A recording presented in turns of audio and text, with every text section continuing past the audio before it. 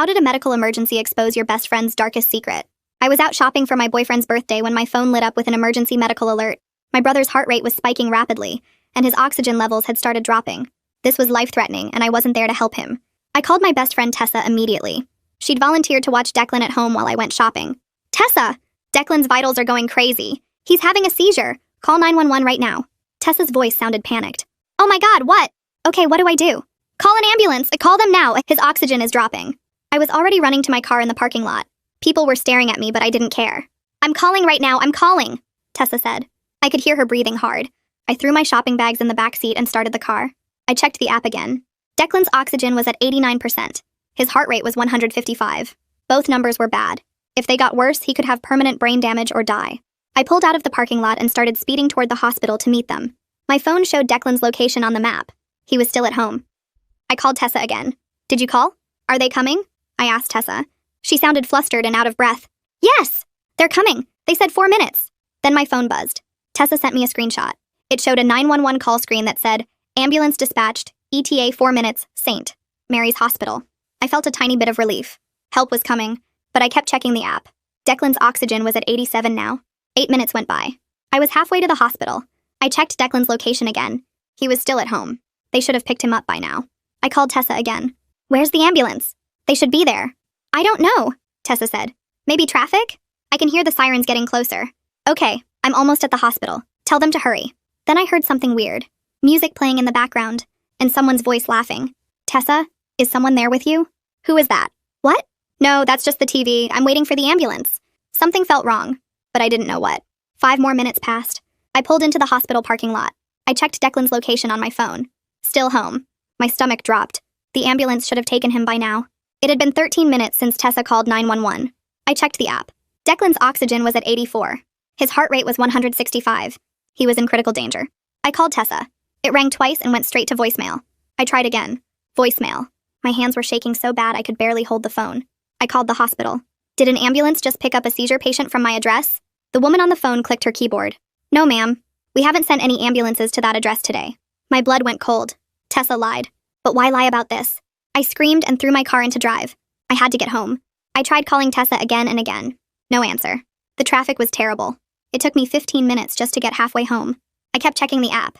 Declan's vitals were getting worse and worse. He'd been seizing for 30 minutes now. I tried calling my boyfriend for help. Maybe he could check on Declan. Hey babe, something's wrong at the house. Can you go check on Declan? I said, panicked. My boyfriend sounded annoyed. I'm actually in a meeting right now. Can this wait? Then I heard it. Music. The same playlist that was playing in the background when I called Tessa.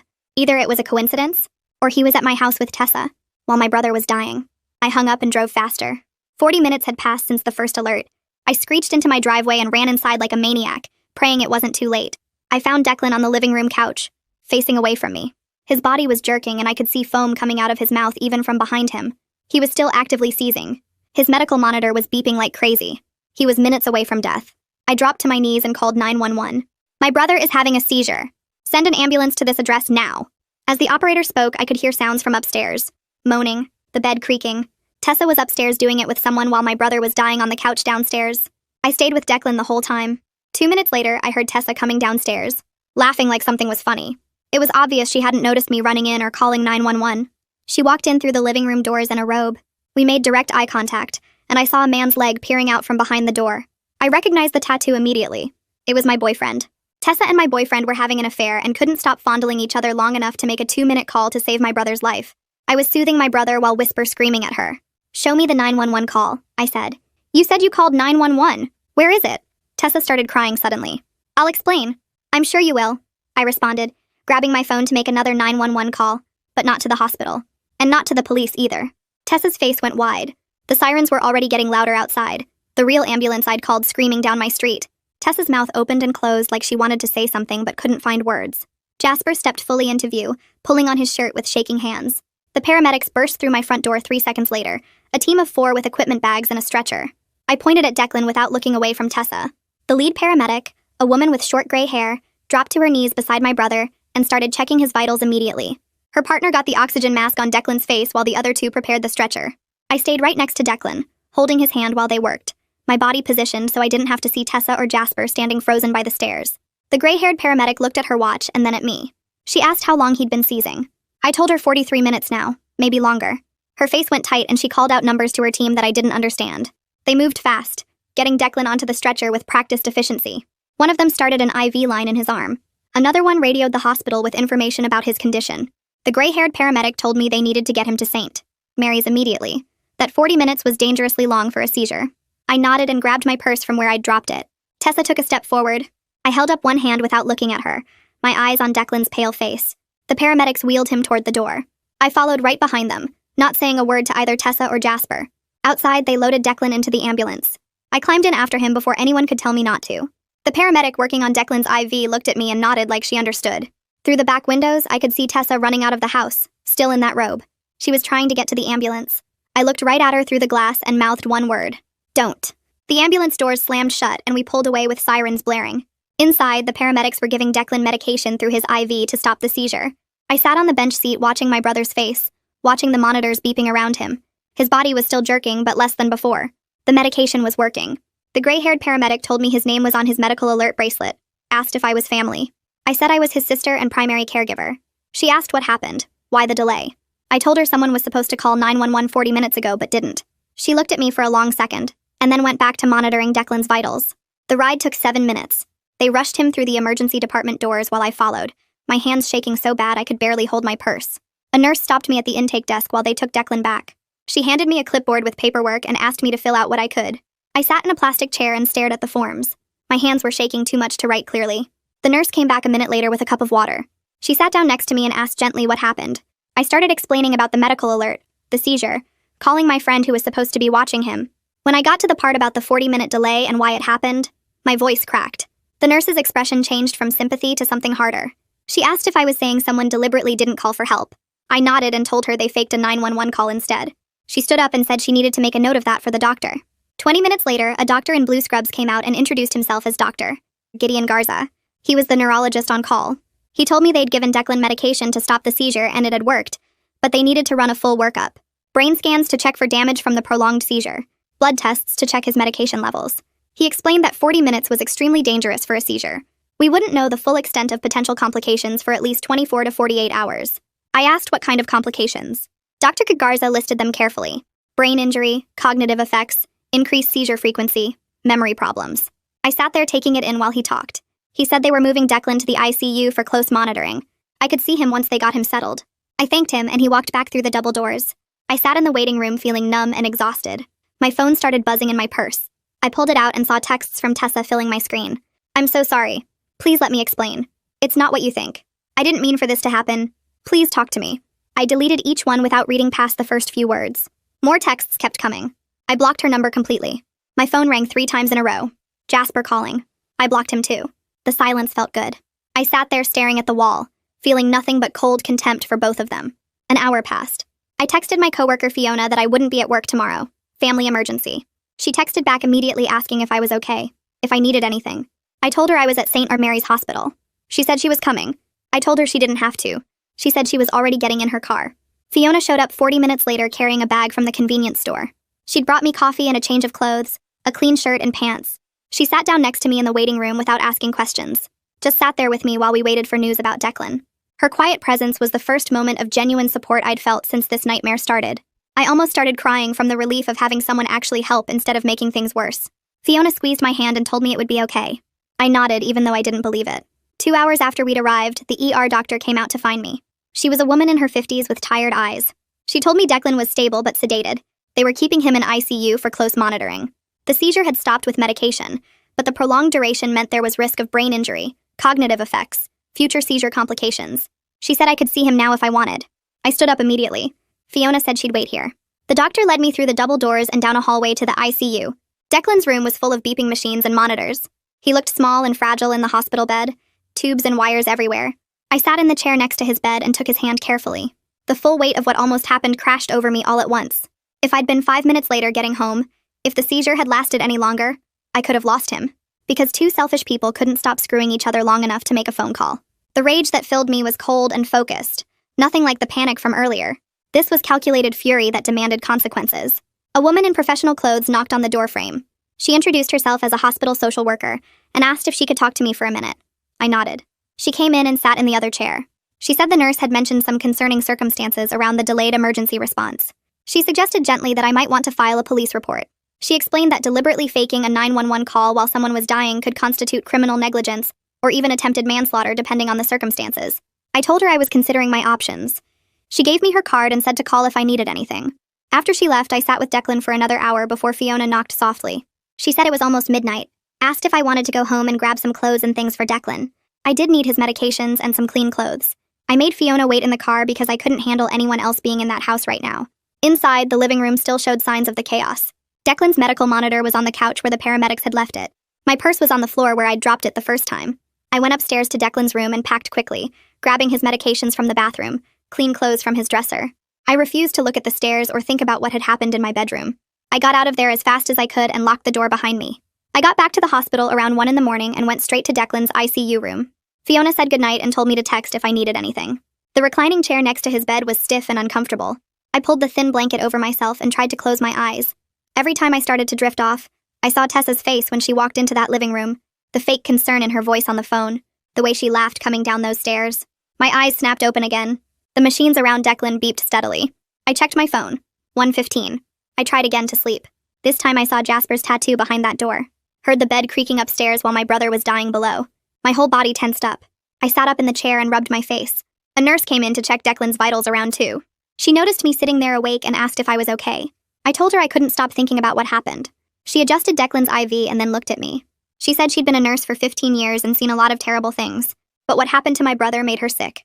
The way she said it, with real anger in her voice, made something loosen in my chest. Someone else understood how bad this was. Someone else thought I had every right to be furious. She brought me an extra blanket before she left. I managed to sleep for maybe 2 hours total that night. Morning came with bright fluorescent lights and the sound of the day shift nurses starting their rounds. Dr. Agarza showed up around 7 to run more tests on Declan. He checked Declan's eyes with a light and asked him to follow his finger. The sedation was wearing off now. Declan's eyes opened slowly and he looked around the room confused. He tried to sit up, but Dr. Agarza told him to stay still. Declan saw me in the chair and his face relaxed a little. Dr. Agarza explained they needed to check his brain function and make sure everything was working right after the seizure. Declan asked what happened. His voice was rough and quiet. I moved my chair closer to the bed and took his hand. I told him he had a really bad seizure that lasted a long time. He asked how long. I said 40 minutes. His eyes went wide. He asked where Tessa was, if she called the ambulance. My jaw clenched. I told him Tessa didn't call anyone. She lied about calling. He stared at me, trying to understand. I explained that I had to drive home and call 911 myself because she never actually made the call. Declan's face went completely white. He asked where she was now. I told him she wasn't welcome anywhere near us ever again. He nodded slowly and closed his eyes. Dr. Agarza finished his tests and said he'd have results later that day. Around 10 that morning, a man in his 30s showed up asking the nurse where to find me. She pointed him toward the waiting area where I was getting coffee. He walked over and introduced himself as Neil Chapman. The name took me a second to place. Tessa's older brother. I immediately started looking for security. Neil held up his hands and said he just wanted to talk for a minute. He said he had no idea what happened until this morning when his parents called him. I told him I didn't want to talk to anyone from Tessa's family. Neil said he understood, but he needed to hear what actually happened because Tessa was only telling everyone her version. Something in his face looked genuine. I decided to give him 5 minutes. I told him the whole timeline. The emergency alert at the store.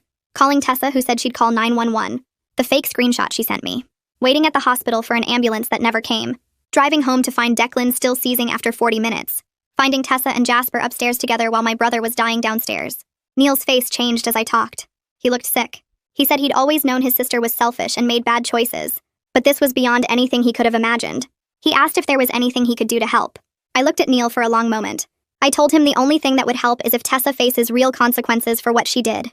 Not just people being mad at her. Real legal consequences. Neil nodded slowly. He said he understood and he wouldn't try to protect her from this. Then he pulled out his phone and typed something. He showed me his screen where he'd added his contact information. He said if I needed a witness to her character or past behavior, he'd be willing to talk to police or lawyers. That surprised me. Her own brother thought she deserved whatever was coming. He said Tessa had been getting away with selfish behavior their whole lives because their parents always made excuses for her. Maybe this time she'd actually have to face what she'd done. After Neil left, I added his number to my phone under Neil, Tessa's brother, witness. I filed it away as something I might need later.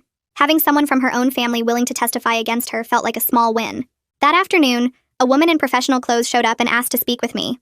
She introduced herself as Alicia Takahashi and said my mom had given her my number years ago. I remembered her vaguely from some legal stuff my mom had dealt with. Alicia said she'd gotten my voicemail about needing a family attorney. We found an empty consultation room and I explained the entire situation from the beginning. Alicia took notes on a yellow legal pad while I talked. Her expression got more and more serious as I described the fake 911 call, the 40-minute delay, finding them together upstairs. When I finished, she put down her pen and looked at me directly. She said this could be criminal negligence at minimum, possibly more serious charges depending on how the DA saw it. The fake 911 call was its own separate crime. She said I should definitely file a police report to create an official record of everything. I told her I planned to. Alicia said she'd start preparing a civil case as well for medical costs and damages. She asked if I had any evidence. I showed her the screenshots from my medical alert app, the fake 911 image Tessa had sent me, my call logs showing when I tried to reach her. Alicia photographed everything with her phone. She said this was solid evidence and we had a strong case. The next morning, Dr. Garza came in with test results from Declan's second day of exams. He sat down in the chair next to the bed and pulled out some papers with brain scan images. He pointed to areas that showed slightly unusual activity patterns. He explained that Declan's brain was showing some concerning results. The prolonged seizure had caused damage that might lead to long-term effects. Declan might have memory problems, more frequent seizures, or trouble with thinking and processing information. It was too early to know exactly how bad it would be. They'd need to monitor him for weeks or months to understand the full extent. I sat there listening to Dr. Garza list all these possible problems. Each one felt like another item to add to the list of things Tessa and Jasper would answer for. My resolve got harder and colder. They didn't just risk killing him. They actually caused permanent damage that would affect the rest of his life. Dr. Garza said they'd start Declan on stronger medications and schedule regular follow-up appointments. I asked if this would have happened if the seizure had been stopped sooner. Dr. Garza hesitated and then said probably not. Most of this damage was directly related to how long the seizure lasted. Later that day, a detective from the police department showed up to take my report. She was a woman in her 40s with short gray hair and a calm way of speaking. She sat across from me in the consultation room and pulled out a recording device. She asked if I minded being recorded, and I said no. Then she told me to start from the beginning and tell her everything. I went through the whole timeline again without her interrupting once. When I finished, she started asking specific questions. What time did I get the first alert? What time did I call Tessa? What time did Tessa send the fake screenshot? What time did I arrive home? How long had Declan been seizing when the real paramedics arrived? I answered every question and showed her all my evidence. The medical alert app screenshots showing the timeline. My call logs proving when I tried to reach Tessa. The hospital records documenting that Declan had been seizing for over 40 minutes. The detective looked through everything carefully. She said this was definitely worth investigating and asked if I was willing to provide a formal statement. I told her absolutely. She said she'd be in touch and would probably need to interview Declan once he was feeling better. 2 days later, I was in the hospital cafeteria getting lunch when Tessa appeared out of nowhere. I don't know how she got past security. She walked right up to my table and started talking. She said my name and that she needed to explain. I cut her off immediately. I told her the only conversation we were having was through lawyers and police. If she came near me or Declan again, I'd file for a restraining order. Tessa's face crumpled and she started crying. She said I was being unreasonable, that she made a mistake, that she panicked. I stood up and picked up my tray. I told her she didn't panic. She deliberately sent me a fake screenshot and then went upstairs to sleep with my boyfriend while my brother was dying. Then I walked away while she was still talking. I felt absolutely nothing watching her cry. No sympathy, no guilt, just disgust that she thought tears would fix what she'd done. That same evening, I checked my email and found a long message from Jasper. The subject line said, "Please read this." I almost deleted it without opening, but decided I should see what he had to say. The email was 3 paragraphs of excuses. He claimed they panicked when Declan started seizing, that they made a mistake in the moment, that they never meant for anyone to get hurt, that he hoped I could understand they were just scared and didn't know what to do. I read it twice. Then I forwarded the entire email to both Alicia and the detective, without writing any response to Jasper. His words were just evidence that he knew what they'd done was wrong. Alicia had told me that trying to explain and minimize their actions showed consciousness of guilt. The fact that Jasper was already making excuses and asking for understanding told me everything about his character. He wasn't actually sorry. He just didn't want to face consequences. Around 7 that night, Fiona showed up with takeout containers from the Thai place near our office. She'd brought pad Thai and spring rolls. We sat in Declan's room eating while he slept. Fiona asked me directly what I was planning to do about Tessa and Jasper. I told her honestly that I was still deciding between just legal action or something more personal. Fiona didn't look shocked or try to talk me out of anything. She just nodded and said whatever I chose, she had my back if I needed help. Having someone in my corner who wasn't trying to push forgiveness or mercy felt incredibly good. Most people would have told me to let it go or move on, or not let anger consume me. Fiona understood that some things don't deserve forgiveness. Some betrayals are permanent. She finished her food and told me she'd cover for me at work as long as I needed. Then she hugged me and left.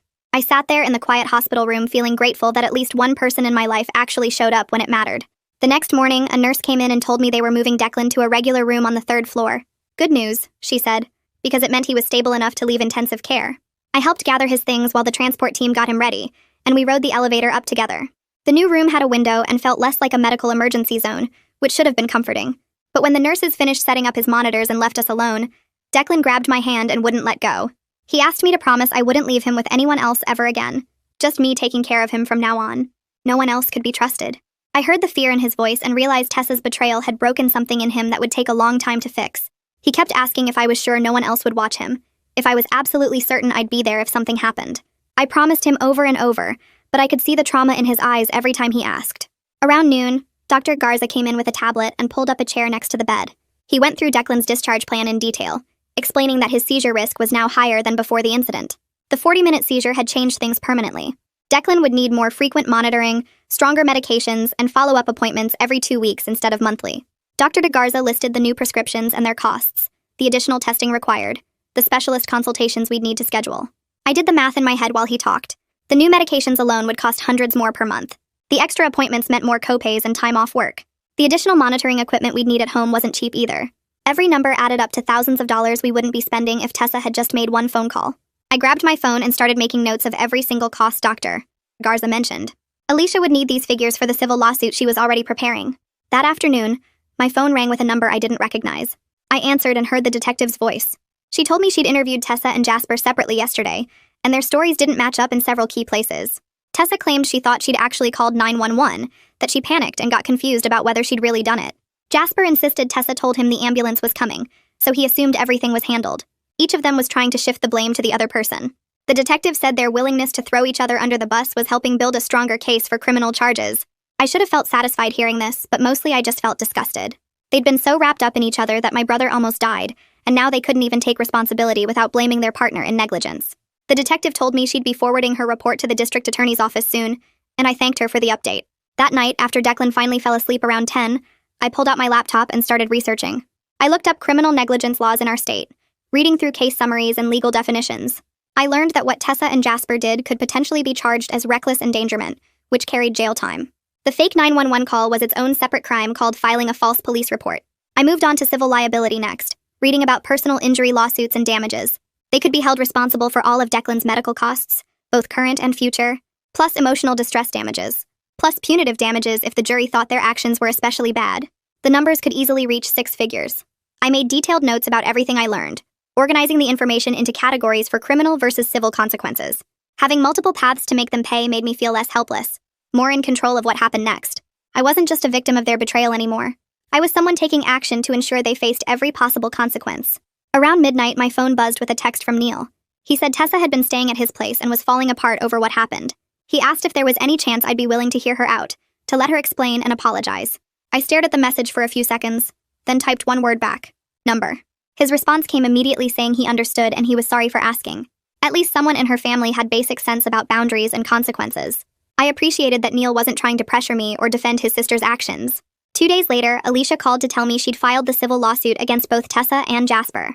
The papers detailed everything they'd done and exactly what it had cost us. She'd had them served that morning at their homes. Alicia said their reactions to being served would tell us a lot about how seriously they were taking this situation. If they lawyered up immediately, they understood the trouble they were in. If they tried to handle it themselves or ignored it, they were about to learn a very expensive lesson. I told her I hoped they underestimated the situation, because watching them realize they were in real trouble would be deeply satisfying. Declan was finally discharged on the 5th day, with a thick stack of instructions and prescriptions. The pharmacy bill alone was over $300 even with our insurance. I loaded him into my car carefully, drove him home to our house, and helped him walk inside. While we'd been gone, I'd paid a locksmith to change all the locks. New keys, new deadbolts, everything secure. I helped Declan settle into his room, and he immediately asked if Tessa or Jasper might try to come here. I promised him they wouldn't get past the front door, that I'd made absolutely sure of that. The next morning, the detective called again. She told me the district attorney was reviewing the case for possible criminal charges of reckless endangerment and filing a false police report. The false 911 call was particularly serious because it was a crime all by itself, separate from the negligence that came after. She explained the DA would make a decision within 2 weeks, and I should prepare to testify if charges were filed. I told her I was absolutely ready to do whatever was needed. Later that day, Fiona came over to help me set up a new routine for Declan's care. We programmed multiple trusted numbers into his medical alert system, tested all the equipment thoroughly, and created written protocols for different emergency scenarios. We made laminated cards with instructions for what to do if he had a seizure, who to call, what information to give the paramedics. The level of preparation required now, because I couldn't trust anyone the way I'd trusted Tessa, felt like another cost of her betrayal. Every backup system we created was a reminder that she'd destroyed my ability to rely on other people. That evening, Alicia called with an update. Jasper's parents had contacted her offering to pay all of Declan's medical bills if I dropped the civil suit. I actually laughed when she told me. They clearly didn't understand the situation at all. This wasn't about money. It was about consequences and accountability and making sure they understood the magnitude of what they'd done. I told Alicia to reject the offer immediately and proceed with the lawsuit exactly as planned. The follow-up appointment with Gideon happened 2 weeks after Declan came home. I drove him to the medical center and we sat in the waiting room while he picked at his fingernails, a nervous habit he'd developed since the seizure. The nurse called us back and took his vitals. Then Gideon came in with a tablet showing brain scan results. He pulled up a chair and explained the images, pointing to areas that showed abnormal activity patterns. The damage from the prolonged seizure was permanent. Declan would need stronger anti-seizure medications for the rest of his life, more frequent checkups every month instead of every 3 months, and he might experience cognitive effects like memory problems or difficulty concentrating. Gideon walked through the new medication schedule and the warning signs we needed to watch for. Declan's face went pale as he listened, and I reached over to squeeze his hand. I promised him we'd handle whatever came, that we'd adjust and manage everything together. But inside, I was adding this permanent damage to my mental list of things Tessa and Jasper would answer for. Every pill Declan would take for the rest of his life, every doctor visit, every cognitive struggle, all of it traced back to 40 minutes of their selfishness. Gideon gave us the new prescriptions and scheduled the next appointment before we left. 3 days later, I was leaving work at the end of my shift when I spotted Tessa standing near my car in the parking lot. My stomach dropped.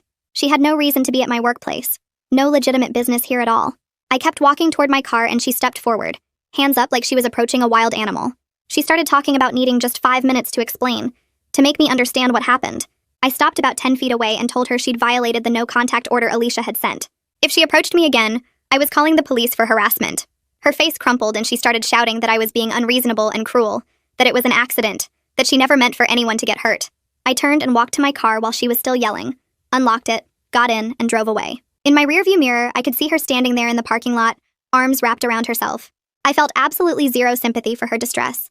She'd made her choices and now she got to live with the consequences of those choices. I called Alicia on my way home to report the violation, and she said she'd file documentation with the court. The next morning, my phone rang with a number I didn't recognize. I almost didn't answer, but something made me pick up. It was someone from the district attorney's office calling to schedule a meeting about the criminal case. I took a day off work and drove downtown to the DA's office the following week. The prosecutor handling the case was a sharp woman in her 40s with short hair and glasses, sitting behind a desk covered in case files. She shook my hand and got straight to business, explaining they were planning to charge both Tessa and Jasper with reckless endangerment and filing a false police report. The charges could mean jail time if they were convicted, possibly up to 2 years for the reckless endangerment and another year for the false report. She walked me through what the trial process would look like, the timeline we were looking at, and what my role as a witness would involve. Then she asked if I was prepared for the emotional toll of going through a trial, having to testify about what happened, seeing them in court. I looked her straight in the eye and told her I was prepared to do whatever it took to see this through. She nodded and made a note in her file, then said she'd be in touch as the case progressed. That evening, my phone buzzed with a text from Neil. He apologized for Tessa showing up at my work, said he'd told her to leave me alone but she wasn't listening to anyone right now. Then he added that she'd been fired from her job for missing too many days while dealing with her guilt. I sat on my couch reading that text and felt a grim satisfaction settle in my chest. Consequences were starting to pile up for her. She'd lost her best friend. Her relationship with Jasper had apparently fallen apart based on what Neil had mentioned before, and now her job was gone too. I texted Neil back thanking him for the information and for being decent about this whole situation, which was more than I could say for his sister. He responded immediately saying he understood and he was sorry for everything that had happened. Declan started having nightmares that same week. The first time, I woke up to him crying out in his room around 2 a.m. I ran in and found him sitting up in bed, sweating and breathing hard, his hands shaking as he reached for me. He'd been dreaming about the seizure, about being alone and no one coming to help. I sat on the edge of his bed and held his hand while he calmed down, reassuring him that he was safe, that I was here, that nothing like that would ever happen again. But I could see the psychological damage this had caused beyond just the physical effects. His trust had been broken in a fundamental way. He'd believed Tessa was calling for help, had believed she cared about him, and instead she'd been upstairs with Jasper while he was dying. The nightmares continued for weeks, sometimes multiple times in one night. I'd sit with him during each episode, promising him over and over that I wouldn't leave him, that he was safe now. The knowledge that Tessa's selfishness hadn't just risked his life, but had also traumatized him this deeply, made my determination to see her punished grow even stronger. 2 weeks after the DA meeting, Alicia called with news about the civil suit. Jasper's lawyer had contacted her with a settlement proposal. They'd pay $50,000 if I agreed to drop the suit and sign a non-disclosure agreement. Alicia explained it was actually a reasonable offer considering the costs and time involved in going to trial. The legal fees alone would eat up a chunk of any judgment, and there was always risk involved in letting a jury decide. But I rejected the offer immediately. This wasn't about getting their money and staying quiet. I wanted a public record of what they'd done. I wanted a judgment against them that would follow them for years, that would show up on background checks and credit reports.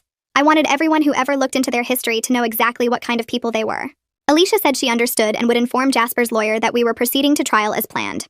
The preliminary hearing for the criminal charges happened 2 months after the incident. I took another day off work and drove to the courthouse, going through security and finding the right courtroom. Tessa and Jasper sat at separate tables with their lawyers, not looking at each other.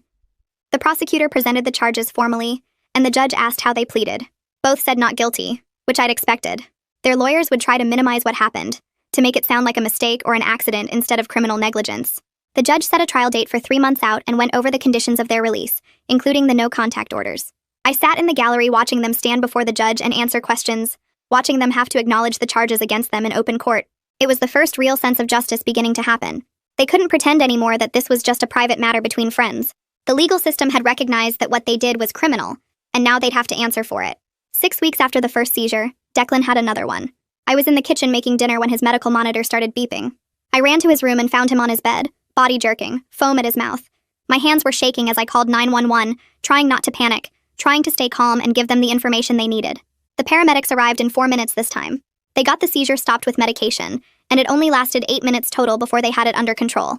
They took him to the hospital for observation, and Gideon met us there to run tests. He explained that the increased frequency was likely a direct result of the damage from the prolonged seizure. The 40 minutes of seizing had changed Declan's brain chemistry in ways that made future seizures more likely and harder to control. Every new complication felt like fresh evidence of what Tessa and Jasper's negligence had cost us. The medical bills kept piling up, the medications kept getting more expensive, and Declan's quality of life kept getting worse. All because 2 people couldn't stop having sex long enough to make a phone call. I started seeing a therapist the following week. Not because I wanted to forgive Tessa and Jasper, but because I needed to function while pursuing justice against them. The anger was eating at me in ways that were starting to affect my sleep and my work. The therapist was a woman in her 50s who specialized in trauma and betrayal. She listened to the whole story without interrupting, then helped me understand that my rage was justified and healthy, as long as I channeled it into something productive, rather than letting it consume me. She validated that some betrayals are unforgivable, that choosing not to forgive doesn't make me bitter or damaged. It makes me someone with appropriate boundaries who understands that actions have consequences. Not everyone deserves forgiveness, and that's okay. I could be angry and still move forward with my life. I could pursue justice and still take care of myself and Declan. The 2 things weren't mutually exclusive. 3 weeks later, Alicia called to tell me Tessa's lawyer had filed a motion to dismiss the criminal charges. I had to sit through a hearing where they argued that panic and poor judgment don't rise to the level of criminal negligence. Tessa's lawyer stood up and talked about how she was scared and confused, how she made a mistake in a moment of crisis, how she never intended for anyone to be hurt. He made it sound like she was the victim, like she'd suffered enough already. I sat in the gallery with my hands clenched in my lap, listening to him try to minimize what happened. Then the prosecutor stood up and walked the judge through the timeline. She showed the fake screenshot Tessa had sent me, the call logs proving she never dialed 911, the medical records documenting 40 minutes of seizing. She argued that deliberately creating a fake 911 call while someone is dying goes well beyond poor judgment into criminal territory. This wasn't panic or confusion. This was a conscious choice to lie and deceive while my brother was having a medical emergency. The judge listened to both sides, then denied the motion. He stated clearly that the evidence showed deliberate deception during a life-threatening emergency, and that absolutely constituted criminal negligence worthy of trial. Watching Tessa's face when the judge ruled against her was deeply satisfying. She'd thought she could get away with it, thought she could minimize and excuse her way out of consequences. But the legal system wasn't buying it. 2 weeks after that hearing, Fiona called me during lunch break at work. She sounded kind of shaken up, which was weird because Fiona never got rattled by anything. She told me she'd been at the coffee shop near her apartment that morning when Jasper walked in. He spotted her immediately and came right over to her table before she could leave. He started talking fast, saying he needed her to give me a message because I wouldn't take his calls. He claimed he'd changed, that he'd learned from everything that happened, that he was going to therapy and working on himself. He said he hoped someday I could forgive him for what he did. Fiona cut him off and told him to get away from her table. She said I wasn't interested in his redemption story, and he needed to accept that some things can't be fixed with apologies. She told me she actually raised her voice at him in the coffee shop, which made other people stare. But she didn't care. The look on his face when she shut him down made it clear he'd expected her to be sympathetic or at least neutral. I thanked Fiona for having my back like that. Some people think everyone deserves forgiveness eventually, that holding on to anger is unhealthy or whatever. But Fiona understood that what Jasper and Tessa did permanently disqualified them from that grace. You don't get to nearly kill someone's brother and then ask for forgiveness like you forgot their birthday or something. The civil trial happened 3 months before the criminal one was scheduled. Alicia explained that civil cases move faster because the burden of proof is lower. We just had to show it was more likely than not that their negligence caused harm. The criminal trial would require proof beyond reasonable doubt, which took longer to build. I took 2 days off work to testify. The courthouse was this old building downtown with marble floors and high ceilings that made every sound echo. Alicia met me outside the courtroom on the first day and walked me through what would happen. I'd testify first, then they'd call medical experts and present evidence. The whole thing felt surreal, like I was watching it happen to someone else. When my turn came, I walked to the witness stand and put my hand on the Bible. The oath felt heavy, important. I promised to tell the truth and nothing but the truth. Then I sat down and looked out at the courtroom. Tessa and Jasper were sitting at the defense table with their lawyers. Neither of them would look at me. The prosecutor was a woman in her 50s with gray hair pulled back tight. She asked me to describe what happened that day, starting from when I got the first medical alert. I went through the whole timeline. The alert on my phone while I was shopping, calling Tessa and begging her to call for help. The fake screenshot she sent me. Arriving at the hospital and discovering no ambulance had been dispatched. Racing home and finding Declan still seizing after 40 minutes. Hearing the sounds from upstairs while my brother was dying on the couch. The prosecutor showed me the medical records from the hospital. She asked me to identify the timestamps, the oxygen levels, the heart rate readings. Every number was evidence of how long Declan had suffered. Then she asked about the costs. I listed everything. The 5-day hospital stay. The new medications that cost hundreds of dollars every month. The increased monitoring equipment. The therapy for Declan's anxiety and trauma.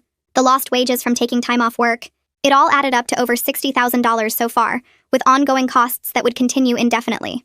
Alicia took over after that and presented the medical records. The fake 911 screenshot Tessa had sent me and expert testimony. A neurologist explained what happens to the brain during a prolonged seizure. He used words like hypoxia and neuronal damage and cognitive impairment. He said 40 minutes of continuous seizing could cause permanent brain injury, increased seizure frequency, and memory problems. Everything he described matched what was happening to Declan. The defense lawyers tried to argue that Tessa had panicked and made a mistake, that she never intended for anyone to get hurt.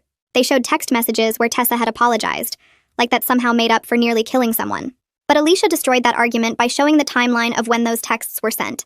Tessa hadn't texted me until after I'd already found out she lied. She only apologized once she got caught. The jury went to deliberate after 2 days of testimony. Alicia told me it could take hours or even days for them to reach a verdict, but they came back in less than 3 hours. That was a good sign, she said. Quick deliberations usually meant the evidence was clear. The foreman stood up and read the verdict. Guilty on all counts. Both defendants were liable for negligence, emotional distress, and medical costs. The jury awarded us $90,000 in damages plus all ongoing medical costs for Declan's care. I felt something release in my chest when I heard those words. This wasn't about the money. It was about a jury of regular people looking at what happened and saying, yes, this was wrong. These people need to pay for what they did. Tessa's parents called me the next day. I saw the number pop up on my phone and sent it straight to voicemail. They called again an hour later. Again to voicemail. Then they tried emailing me. The subject line said, "Please, we need to talk about our daughter." I deleted it without reading past that. They called Alicia's office that afternoon. Her secretary told them Alicia wasn't available, but they insisted it was urgent. They finally got through to her and asked if there was any way to work something out about the criminal trial. They wanted to know if I'd consider asking the prosecutor to reduce the charges or accept a plea deal. Maybe Tessa could do community service instead of jail time. Maybe she could pay a fine. They were willing to pay more money if that would help. Alicia called me right after she got off the phone with them. She said they sounded desperate, like they were trying anything to protect their daughter from real consequences. I told Alicia to make it absolutely clear that I had zero interest in plea deals or reduced charges. I wanted Tessa and Jasper to face the full weight of what they'd done. The criminal trial would proceed exactly as planned, and I would testify again if needed. Their daughter nearly killed my brother because she couldn't stop having sex long enough to make a phone call. No amount of money or begging from her parents would change that. Alicia said she'd handle all future communication with them, and would tell them not to contact me directly again. After she hung up, I sat there thinking about how their desperation to shield Tessa from accountability just proved I was doing the right thing. They wanted to protect her from consequences, but consequences were exactly what she needed to face. The criminal trial started 4 months after the incident. By then it was deep into fall and the weather had turned cold. I took a whole week off work this time because Alicia said the trial would take at least 3 or 4 days. The courtroom was packed on the first day. I recognized some people from the civil trial, plus reporters who were covering the case now that criminal charges were involved. The prosecutor was a different woman this time. Younger but just as sharp. She laid out the charges in her opening statement. Reckless endangerment and filing a false police report. She told the jury they would hear testimony about a 40-minute seizure that could have been stopped in minutes if someone had just called for help. She said they would see evidence of a fake 911 call created to deceive someone while their brother was dying. She promised to prove beyond reasonable doubt that both defendants knowingly and deliberately chose not to help, and that choice nearly cost a life. I testified again on day 2. This time the questions were more detailed, more focused on what I knew and when I knew it. The prosecutor walked me through every phone call, every text message, every moment of that nightmare. She asked me to describe finding Declan on the couch, his body jerking, foam coming from his mouth. She asked me what I heard from upstairs while I was trying to help him. I told the truth about the moaning, the bed creaking, the sounds of two people who couldn't stop what they were doing even for a medical emergency. Several jurors looked disgusted. Tessa's lawyer tried to make me seem unreliable on cross-examination. He asked if I was sure about the timeline, if maybe I'd gotten confused in the panic. But I had the medical app records showing every alert, every vital sign, every minute that passed. The evidence backed up everything I said. Then the medical experts testified. The same neurologist from the civil trial explained the brain damage again. He brought scans of Declan's brain, showed the jury exactly where the damage occurred. He said the first 10 minutes of a seizure are critical. After that, every additional minute increases the risk of permanent harm. 40 minutes was catastrophic. Another expert testified about seizure protocols and emergency response. She said the standard response time for a medical emergency like this should be under 5 minutes from call to arrival. If Tessa had called 911 when I first asked her to, paramedics would have reached Declan within minutes. The seizure would have been stopped before serious damage occurred. But because of the 40-minute delay, Declan now had permanent brain injury, increased seizure frequency, and cognitive impairments that would affect him for the rest of his life. On day 3, Tessa took the stand. She wore a conservative dress and had her hair pulled back. Her lawyer had obviously coached her on how to look sympathetic. She cried while she testified, talking about how scared she was, how she didn't know what to do, how she never meant for anyone to get hurt. She claimed she'd panicked and frozen, that she'd meant to call 911 but got confused and sent me a fake screenshot instead. It made no sense, and the prosecutor tore it apart. How do you accidentally create a fake screenshot? How do you panic for 40 straight minutes? Why were you upstairs with someone if you were so worried about Declan? Tessa couldn't answer any of it without contradicting herself. Her tears didn't move me at all. I sat in the gallery watching her cry, and all I could see was her laughing as she came down those stairs in her robe. All I could remember was my brother dying on the couch while she was upstairs with my boyfriend. Her tears were for herself, for the consequences she was finally facing. They weren't for Declan or what she'd done to him. Jasper testified on day 4 and immediately tried to throw Tessa under the bus. His strategy was clear from the first question. He claimed Tessa had told him she'd called 911 and the ambulance was on the way. He said he'd believed her, that he had no idea she was lying. He painted himself as another victim of her deception. Tessa's lawyer jumped up and objected, saying Jasper was trying to shift blame. The judge sustained the objection and told the jury to disregard Jasper's characterization, but the damage was done. The jury had seen him try to save himself by sacrificing Tessa. They'd seen that these two people who'd been so wrapped up in each other that they couldn't call for help were now willing to destroy each other to avoid consequences. During cross-examination, the prosecutor asked Jasper why he didn't check on Declan himself if he was so concerned. Why didn't he call 911 directly instead of trusting Tessa? Why didn't he come downstairs when he heard me arrive and start calling for real help? Jasper stammered through his answers, contradicting himself multiple times. He finally admitted he'd been distracted and not thinking clearly. The prosecutor asked him to clarify what had distracted him for 40 minutes while someone was dying downstairs. He couldn't answer without admitting what everyone already knew. Their relationship, the thing that had cost my brother so much, was falling apart right there in court. They were turning on each other, each trying to minimize their own guilt by maximizing the others. It would have been satisfying if it wasn't so pathetic. These were the people I'd trusted. This was the man I'd dated for 2 years, and the woman who'd been my best friend since high school. And when faced with real consequences, they couldn't even stand together. They crumbled and blamed each other like children. The jury got the case on day 5 after closing arguments. The prosecutor summarized all the evidence, the timeline, the medical testimony, the fake 911 call. She reminded them that reckless endangerment means knowingly doing something that puts another person at serious risk. Filing a false police report means deliberately creating fake documentation to deceive authorities. Both defendants had done exactly those things. The defense lawyers argued their clients had made mistakes but not crimes, that panic and poor judgment weren't the same as criminal intent. But the evidence was overwhelming. The jury deliberated for 5 hours. Alicia and I waited in a conference room down the hall, drinking bad coffee and not talking much. When the bailiff finally called us back, my hands were shaking. The jury filed in and none of them looked at the defense table. Alicia squeezed my hand and whispered that was a good sign. The foreman stood up. The judge asked if they'd reached a verdict. Yes, they had. Guilty on both counts for both defendants. Tessa started crying immediately. Jasper just stared straight ahead, his face blank. The judge thanked the jury and scheduled sentencing for 2 weeks out. I walked out of that courtroom feeling lighter than I had in months. The weight I'd been carrying since that terrible night, the burden of knowing what they'd done and wondering if they'd ever really answer for it, finally lifted. This wasn't about revenge. Revenge would have been doing something to hurt them the way they hurt us. This was about accountability. This was about making sure they understood that actions have consequences, that you can't nearly kill someone and walk away without answering for it. Justice wasn't perfect, but it was real, and it was enough. 2 weeks later, we all gathered in the same courtroom for sentencing. The judge asked if anyone wanted to make a statement before he imposed sentence. I stood up. I'd written something the night before, but when I got to the podium, I put the paper in my pocket. I looked at Tessa and Jasper sitting at the defense table and spoke from the heart instead. I told the judge about my brother, about his medical condition, and how he depended on people to help him during emergencies. I described finding him on that couch, knowing he'd been suffering for 40 minutes because two people were too selfish to make a phone call. I explained how his life had changed since then.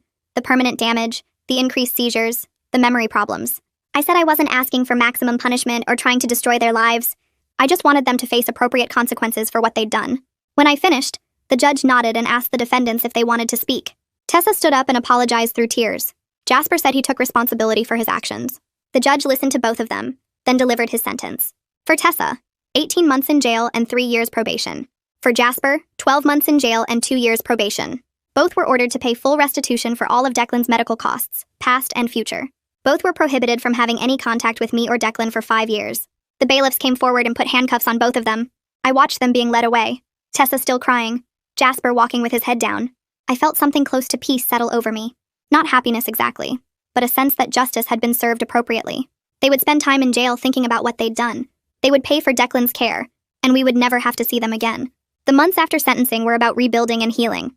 Declan's condition stabilized somewhat, though he would never be back to where he was before. His seizures were more frequent now, happening every few weeks instead of every few months. The new medications helped control them better, but they made him tired and affected his coordination. He had memory issues that frustrated him, forgetting conversations we'd had or appointments he'd made. Sometimes he'd ask me the same question 3 times in one day, but he was alive. He was healing as much as his damaged brain would allow, and he knew that the people who hurt him had faced real consequences. That mattered to him more than I'd expected. One night, about 4 months after the sentencing, he told me he'd been worried that Tessa and Jasper would get away with it. He said seeing them actually go to jail helped him believe that the world wasn't completely unfair, that people couldn't just hurt others without answering for their actions. I hugged him and promised I would always fight for him, always make sure he was protected and safe. The medical bills kept coming, but the restitution payments started arriving too. Small amounts deducted from Tessa and Jasper's prison wages, plus larger payments that would come from their wages after release. It would take years to fully pay off what they owed, but every payment was a reminder that consequences were ongoing, that their actions would cost them for years, just like Declan would be dealing with the effects for years. Neil called me about 6 months after the sentencing. I almost didn't answer, but something made me pick up. He said he wasn't calling to ask for anything or defend his sister. He just wanted to give me an update. Tessa was serving her sentence at a women's facility about 2 hours away. He'd visited her a few times and said she seemed different now, quieter and more serious. She'd started therapy in prison and was apparently working through what she'd done. Neil said she finally seemed to understand the gravity of her actions, that she'd nearly killed someone because she was too selfish to make a phone call. He wasn't asking me to forgive her or have any contact with her. He just wanted me to know she was facing reality now instead of making excuses. I thanked him for the update and told him honestly that I had no interest in Tessa's rehabilitation or redemption. That was between her and whatever conscience she might develop. What mattered to me was that she'd faced consequences and would continue facing them for years. If she grew from that experience, fine. If she didn't, that wasn't my problem. Neil said he understood and respected that. He told me he was sorry for what his sister did and hoped Declan was doing okay. Then he hung up. I stood there holding the phone for a minute, thinking about how some people can surprise you. Neil had no obligation to keep me updated or apologize for his sister. But he did it anyway, because he understood that accountability mattered. Fiona came over for dinner one night about 7 months after everything ended. We'd gotten closer through the whole ordeal, and she'd become one of my most trusted friends.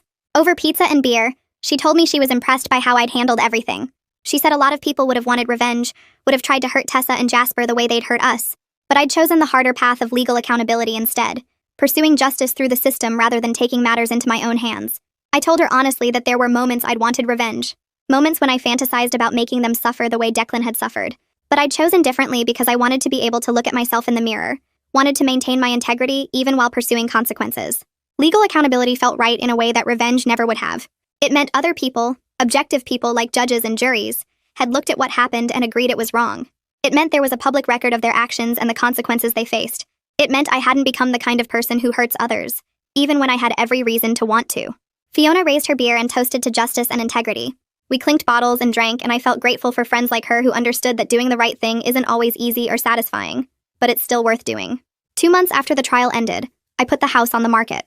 Walking through those rooms felt wrong now, like the walls still held the memory of Declan seizing on the couch while Tessa and Jasper were upstairs. Every corner reminded me of that night. The real estate agent said the market was good and we'd probably sell fast, which turned out to be true. 3 weeks later, a young couple made an offer and we accepted. I spent the next month packing up our entire lives, sorting through what to keep and what to throw away. Declan helped when he felt up to it, but mostly he stayed in his room avoiding the memories too. The day we moved out, I didn't look back at the house. I just locked the door for the last time and drove away. Our new place was smaller, a 2-bedroom apartment across town in a quiet neighborhood. No history here, no bad memories soaked into the carpet. Declan picked the bedroom with better light, and I helped him set up his medical equipment in the corner. The first night in the new place, he slept through without waking up scared. That alone made the move worth it. We spent the next few weeks making the apartment feel like home, hanging pictures and arranging furniture until it stopped feeling temporary. Dr. Agarza scheduled a follow-up appointment 6 weeks after we moved. I drove Declan to the medical center, and we sat in the waiting room flipping through old magazines until they called us back. Garza reviewed all of Declan's recent test results on his computer screen, clicking through charts and scans while we waited. He turned to face us and explained that Declan's condition was as stable as it was going to get. The seizures were managed with the current medication, happening about once every 6 weeks instead of the daily episodes he'd had right after the 40-minute seizure. The cognitive issues had plateaued, meaning they weren't getting worse, but they also weren't going away. Declan would always have some memory problems and slower processing speed compared to before. Garza said this was survival and stability, which mattered more than perfect recovery. He adjusted one of the medications slightly, and scheduled another appointment for 3 months out. In the car afterward, Declan asked me if I was disappointed that he wasn't back to normal. I told him I was grateful he was alive, and that we'd made it through the worst. He nodded and looked out the window. I meant what I said, but part of me would always be angry about what was taken from us by two people who couldn't stop screwing each other long enough to make a phone call. The first restitution payment arrived in my bank account on a Tuesday morning 2 months after sentencing. I checked my phone and saw the deposit notification. $73 from Tessa Moss. Another notification came through right after. $56 from Jasper Lane. These tiny amounts were being garnished from whatever jobs they'd managed to get, probably minimum wage positions since their criminal records made better employment hard to find. I did the math in my head. At this rate, it would take them over 10 years to pay off the full judgment. Every month for the next decade, these small deposits would show up as a reminder that consequences were ongoing. Their actions kept costing them, just like Declan kept dealing with seizures and memory problems. I showed Declan the bank notifications, and he stared at the numbers for a long time. He said it felt weird that money could somehow make up for what happened, but I explained it wasn't about the money making things right. It was about them paying a price that lasted, about accountability that didn't end when they walked out of jail. He understood that. We both understood that some debts take years to pay off. I started volunteering with a medical advocacy group called Safe Response Network 3 months after we moved. They helped families create emergency plans and navigate medical crises. I attended a training session where they taught us about backup systems, emergency protocols, and how to identify reliable caregivers. Everything I'd learned the hard way, they were teaching to others so they wouldn't have to learn it through trauma. My first assignment was helping a mom whose son had epilepsy set up a monitoring system with multiple emergency contacts. I walked her through testing every number, creating written protocols for different scenarios, and making sure no single person was responsible for life or death decisions. She thanked me about 5 times and said she felt so much safer knowing she had backup plans. Driving home that day, I felt like the nightmare had turned into something useful. I couldn't undo what happened to us, but I could help other families avoid it. Declan said he was proud of me when I told him about the volunteer work. That meant everything. His opinion mattered more than anyone else's because he was the one who'd almost died. A journalist from some medical safety website contacted me 4 months after the trial. She sent an email explaining she was writing a story about medical negligence and betrayal, and she'd found the public court records from our case. She wanted to interview me about what happened and how the legal system responded. I read her email twice and then deleted it. Our story wasn't entertainment for strangers clicking through articles over their morning coffee. What happened to us was private, painful, and already part of the public record through the trial documents. Anyone who wanted to know the facts could read the court transcripts. I didn't need to relive the worst night of my life for an audience of people who'd forget about it by the next day. Some experiences were meant to be processed privately, not performed publicly for clicks and shares. The journalist sent 2 follow-up emails, and I deleted those 2 without responding. Eventually, she stopped trying. I mentioned it to Alicia during a check-in call, and she said I'd made the right choice. The public record was enough. We didn't owe anyone our trauma as a story. Declan enrolled in community college 6 months after the trial ended. He'd spent weeks researching programs that could work with his cognitive limitations, and he'd found one with a good support system for students with medical conditions. He picked computer science because he'd always been interested in technology, and the coursework was flexible enough to work around his seizures and doctor appointments. I drove him to campus on his first day, and walked him to the Disability Services office where they set up his accommodations. Reduced course load, extra time on tests, permission to record lectures. They treated him like a real student who deserved to be there, not like someone who was broken. He came home after his first class looking tired but happy. Over the next few months, I watched him work on assignments at the kitchen table, sometimes struggling with concepts that would have been easy for him before, but pushing through anyway. He wasn't the same person he'd been before the seizure, but he was building a life that worked for who he was now, and that took more strength than most people ever had to show. I was proud of him every single day. Neil called me about 10 months after the trial to tell me Tessa was released early. She'd served 12 months of her 18-month sentence because of good behavior in prison. He said she was moving to another state to start over, somewhere nobody knew what she'd done. I listened to him talk and felt absolutely nothing. No anger, no satisfaction, just blank indifference. She'd served her time, she was paying restitution, and now she was leaving. That was exactly what I wanted. Her gone from our lives permanently. No possibility of running into her at the grocery store or seeing her at some mutual friend's party. Neil asked if I had any message for her, and I said no. He thanked me for taking his call and hung up. I sat there holding my phone for a minute, thinking about how Tessa was free now, while Declan would never be free from the effects of that 40-minute seizure. But at least she'd faced consequences. At least there was a public record of what she'd done, and a criminal conviction that would follow her wherever she moved. That had to be enough because it was all the justice the system could provide. I heard through Fiona about 8 months later that Jasper had completed his sentence and probation. He was working some low-level job at a warehouse, barely making enough to cover rent and the monthly restitution payments. Fiona had run into someone who knew him, and they'd mentioned he was struggling. She told me this while we were having coffee and watched my face to see how I'd react. I felt no guilt about his struggles. He'd made a choice to ignore my dying brother so he could have sex with my best friend. These were simply the natural consequences of that choice playing out over time. His financial problems, his criminal record, his difficulty finding decent work. All of it traced back to decisions he'd made that night. I told Fiona I didn't feel bad for him at all, and she nodded like she'd expected that answer. Some people thought everyone deserved sympathy and second chances, but I wasn't one of those people anymore. Jasper had shown me exactly who he was, and I believed him. 2 years after that terrible night, Declan and I had built something stable. We had our apartment with no bad memories. We had routines that worked around his medical needs. We had Fiona and a few other friends we could actually trust. We'd both been through therapy, working on the trauma separately and together. I'd learned how to manage my anger so it didn't eat me alive. Declan had learned how to accept his limitations without giving up on goals. We had strong boundaries now. Nobody came into our lives without proving themselves first. Nobody got trusted with Declan's care without extensive vetting. We'd learned the hard way that some people would let you down in the worst possible moment, and we'd built our lives to account for that reality. The anger had faded into something quieter over time. Not forgiveness, never forgiveness, but acceptance that we'd survived and found justice. We were okay now. Not perfect, not the same as before, but genuinely okay with the life we'd built from the wreckage. Dr. Garza confirmed it at a routine checkup 2 years and 3 months after the incident. He reviewed Declan's latest tests and said his condition was as stable as it would get. The seizures were managed, happening every 6 to 8 weeks with medication controlling them quickly. The cognitive issues had stopped progressing, and Declan had learned to work around them. He'd always need monitoring and medication, but the prognosis was good for a long, full life with proper management. Garza said Declan had adapted remarkably well considering how close he'd come to dying that night. I sat there listening to him explain the long-term outlook, and felt tears building up that I'd been holding back for 2 years. My brother was going to be okay. Not cured, not back to who he was before, but okay. We'd made it through the worst and come out the other side alive. That was more than we'd had during those 40 minutes when I was racing home not knowing if he'd still be breathing when I got there. Garza handed me a tissue and I wiped my eyes, embarrassed to be crying in his office. But these were relief tears, the kind that came when you finally believed the nightmare was really over. A few months later, my boss called me into her office and told me I was getting promoted to senior coordinator with a significant raise. She said my dedication through everything that happened showed the kind of reliability they valued, and the team had voted unanimously to support my advancement. I walked out of that meeting feeling something I hadn't felt in a long time, like my life was moving forward instead of just surviving. Fiona caught me in the break room afterward and hugged me, saying I was the most resilient person she knew. I shook my head and told her it wasn't resilience. Not really. It was just refusing to let other people's betrayal destroy the life I was building. There was a difference between bouncing back and simply deciding you won't be broken, and I'd chosen the second one. She nodded like she understood exactly what I meant.